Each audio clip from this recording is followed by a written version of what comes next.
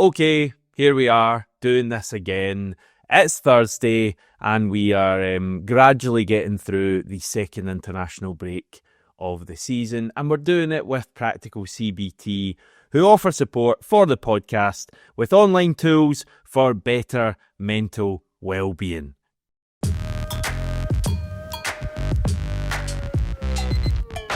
So definitely an air of hush around Celtic at the moment as we are in the midst of the international break. Training is still going on, although there's a fair amount of the first team squad who weren't at Lennoxtown yesterday.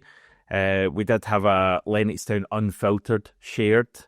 And yeah, if I do consult my impeccable who's here and who's away graphic from Monday, 11 of our players away in international duty with their countries, 10 of them full international football. Kobe Donovan away with Scotland's 21s. And that leaves 19 first-team players not away. And judging from the Lennoxtown Unfiltered video from yesterday, a few others have been given some time away as well. So Alistair Johnson, not yet back in training. He is due back. Brendan Rodgers said early next week ahead of the Dundee game. I don't think he'll start at Dens Park, but there's maybe a chance that we get to see him off the bench, and hopefully he can make a difference to that struggling right-hand side of the team. Johnson was actually at Lennoxtown yesterday, even though he wasn't training. He was picked up in the unfiltered footage. Mike's picked him up saying something about a fried chicken burger with waffle fries. So not got a clue what he was talking about at that stage, but good to see him back with his teammates. Away from Johnston, there was also no Michel Ange Balikwisha or Kelechi Iheanacho at training yesterday. They were the two obvious absentees. Probably just been given a bit of time off. I guess it'll have been a pretty hectic period for those two since they joined the club 5 or 6 weeks ago. Maybe got a few things to sort out in their lives as well, and probably does no harm for them just to get a little break. So, yep, they weren't there. Neither was Brendan Rodgers, actually. Training was led by John Kennedy, so maybe the gaffer getting a little bit of rest as well. You do wonder how much can actually be gained from these training sessions during the international break, and how much of it is just behaving remember back in the day when your teacher would be off or unwell or whatever, and you'd have a substitute teacher. And I wonder if that was the kind of feeling at Lennoxtown yesterday. But it certainly seemed like they were still training pretty hard. Callum McGregor was there, so the tempo is always going to be high. And yeah, a lot of youngsters in as well, not even just B-team players, but I think maybe under 19s players, whatever level it is, brought up to train with the first team effectively yesterday. So that's all going on. I do just watch training and question whether we are ever going to see Jemai Simpson-Pusey play a minute for Celtic, and I'm starting to doubt if that's going to be the case. But we don't need to go into all of that, do we? Right, the main thing that I want to talk about today is a more kind of general story that does affect Celtic, of course, or certainly will probably in the future. And you may have seen this yesterday, reports that Netflix are ready to bid for rights to show UEFA Champions League football. So UEFA runs their competitions in 3-season cycles. We're currently in the second season of the current cycle, which runs from 2024 to 2027. You'll remember at the start of last season, big changes were made to UEFA club competition. The biggest changes in a couple of decades. We had this brand new Swiss-style 36-team league where you play a raft of different teams, and the group stage was gone at that point. As I say, this is season 2. We'll have season 3, and then we'll enter the next cycle at the start of the 2027-28 campaign. And there's been some speculation, again, you may have seen online, about things potentially changing. I saw some report that you could have the 36-team league split into 2 leagues of 18, and you'd have one with all the top teams playing each other, and then one with the rest playing each other. I was going to say Celtic, but we're not even in that category this season. We're not even in the Champions League. But I don't think that's going to happen at all. Certainly from what I've been reading from official sources, the format, the 36-team format in the Champions League, Europa League and Conference League is going to be sticking around for the next cycle. However, there may be some smaller changes made. We tend to see, various changes happening over time that just kind of become the norm as we move forward. So that's going to be interesting. no real news on that today, or no news, to be honest. I want to talk more about like the TV rights of it all. And yeah, in a nutshell here, UEFA are going really big in this next cycle starting in 2027. The package that they sell will be for 6 years this time. It'll be from 27 to 33, a cycle that's twice as long as the 3-year packages that have been standard for decades. The current rights that were sold in 2024 are worth around £2.9 billion per season. That's for all competitions, not just the Champions League. A hell of a lot of money. Celtic made around £37 million of that last season. From UEFA. That's obviously before we get into like ticket sales. So being in the Champions League, as we all know, is worth a hell of a lot of money for Celtic. However, it could be worth even more in future years because, as I say, £2.9 billion per season at the moment for UEFA competitions in terms of TV money.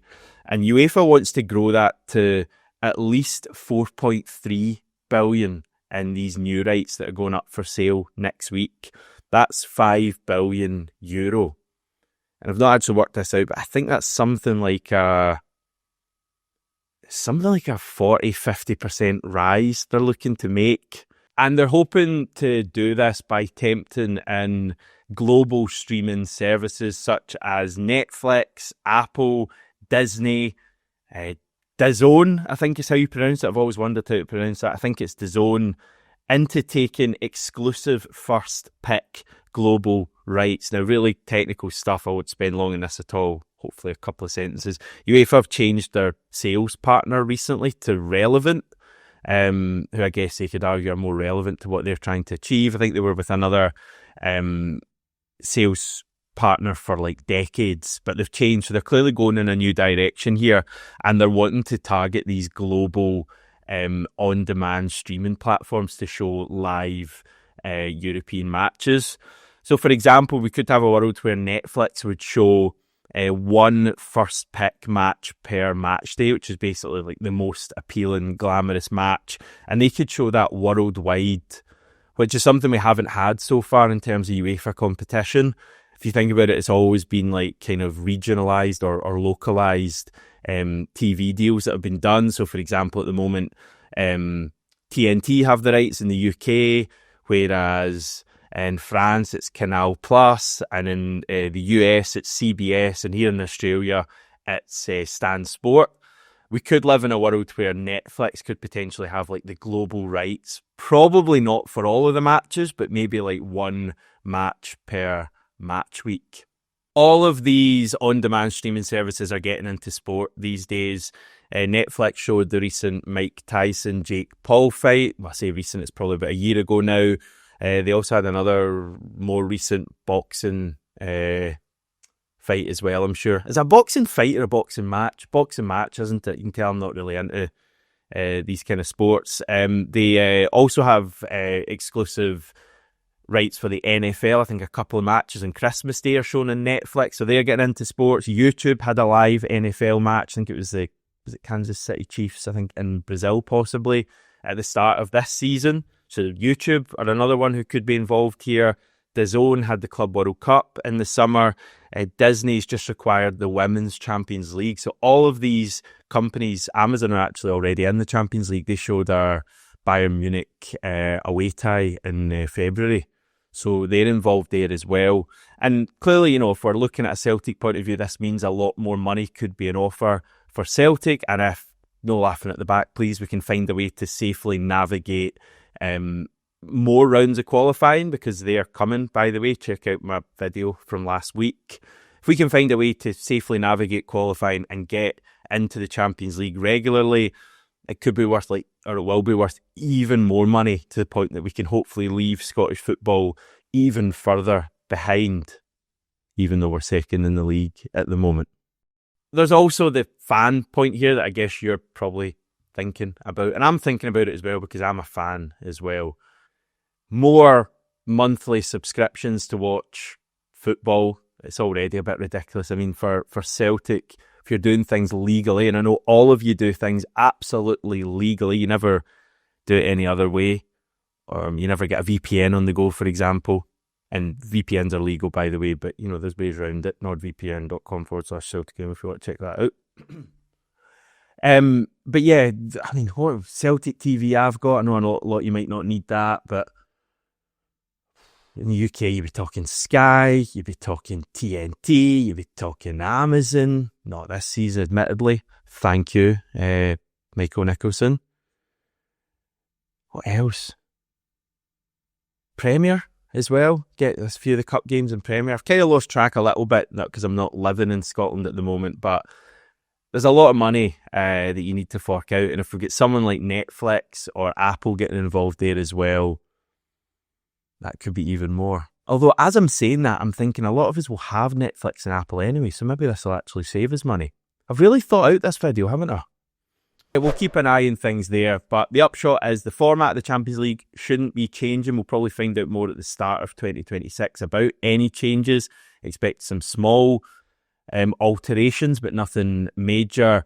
And yeah, expect one of these global streaming services to get involved, and potentially we are going to see Celtic shown on Netflix, can't even say it, in a future year, if we can ever actually make it back to the Champions League. Just more current news before I head off. Still no minutes from Monday's meeting. Heard a few people from the meeting saying that they think there may be a disparity in the minute taken from both Celtic and the collective. Remember, the collective have said that if they can't basically agree on what happened, then they'll release their minutes anyway. Celtic have said that they're going to release minutes from the meeting, so it's going to be interesting to get them side by side and spend an hour pouring through every single word and coming to some conclusions. But yeah, no minutes yet. Elsewhere, the Foundation have announced a Legends game this weekend against Feyenoord at De Kuip, I think you pronounce it, a ground that, of course, the first team will visit just next month, actually. The Celtic squad for this hastily announced match is Artur Boric, Lucas Aluska, Charlie Mulgrew, Kelvin Wilson, Effie Ambrose, Christian Gamboa, Lee Naylor, Johnny Hayes, Stan Petrov, Bobby Petta, Ross Wallace, Scott Brown, Barry Robson, Simon Donnelly, Derek Riordan, Georgios Samaras, and the legend Scott McDonald. Glenn Loovens and Pierre Van Hooijdonk will play a half for each team, given that they played for both teams in their career. The latest Celtic Way Weekly with my good pal John McGinley came out yesterday, so please check that out. When I'm done here, we covered the current positives and the negatives on the pitch, as well as what's going on off it. And I'm going to be putting a post out on YouTube later, just looking for some of your questions. I'm going to do a couple of Q&As over the international break, just to maybe delve into some different topics. I think Stevie might join me for one of them, so you can tailor your questions to Stevie as well if you feel you want to do that. Fire them below in the comments, or as I say, I'm going to send something out on as a post later, and you can reply under that. But yeah, we'll aim to do a couple of Q&As over the break. And just keep things coming nicely, and it won't be too long before Celtic are back. For now, though, everyone, I'll say farewell.